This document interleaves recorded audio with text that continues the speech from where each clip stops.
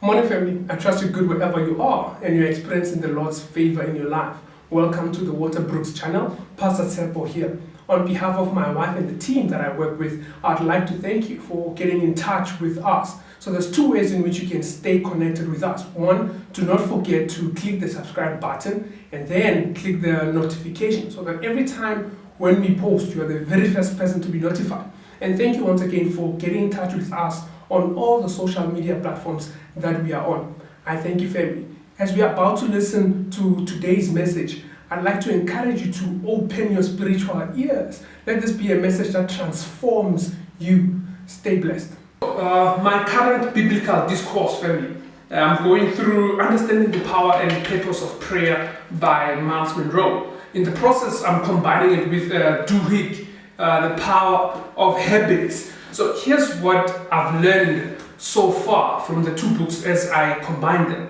That when it comes to habit, or let me start by saying, Jesus Christ should be the blueprint for our salvation walk, right? Family, we should look unto Christ. Now, if he's the blueprint, now he had prioritized prayer in his, the 33 years that he was here on planet Earth, or the 3 years that are documented from when he was 30.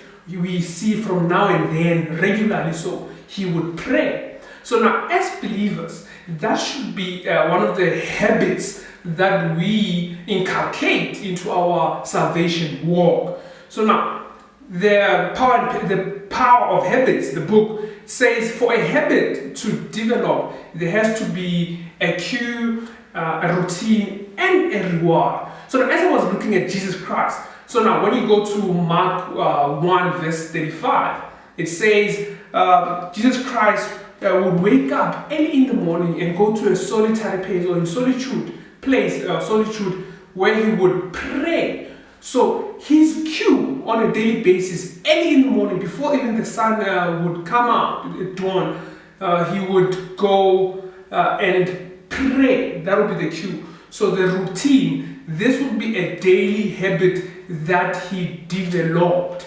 And then the reward would be spending time with the Father so that he is given the instruction for the day as to what to do, who to pray for, who to minister to, and where to go. So that was how he lived his life. So I truly believe that is the blueprint, that is the template we as believers are supposed to live by. That early in the morning, that we need to prioritize waking up and praying and spending time with the Father so that he gives us the directive for the day instead of we doing our own thing.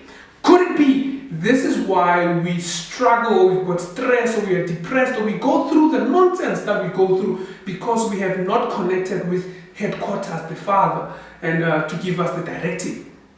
So one thing that Myles indicates, Dr. Myles indicates in his book is the reason a lot of people have given up on prayer could be that their prayers do not get answered, or they do not see the reward from that routine structure, right? The cue, routine, reward, the habit structure, the habit loop. So a lot of people, they do not see the reward. That is why they have forsaken prayer, or prayer is not treated as the cornerstone of our walk with Christ. Because one could be that we do not know how to pray, because we need to pray according to his will, and his will is his word. So number one. Two, we do not know how to burn incense. Because now when you go to the Old Testament, the structure of the tabernacle, you understand that the high priest, they would have to burn incense, yes, in Bethel. They would have to burn that so that they would bring down, God would say, I would meet with you at the shewbread, So could it be that we do not know all those things? That's why God does not meet up with us when we pray. And we pray, as it says, like pagans with many words, and we do not speak his word, his will in our prayer life.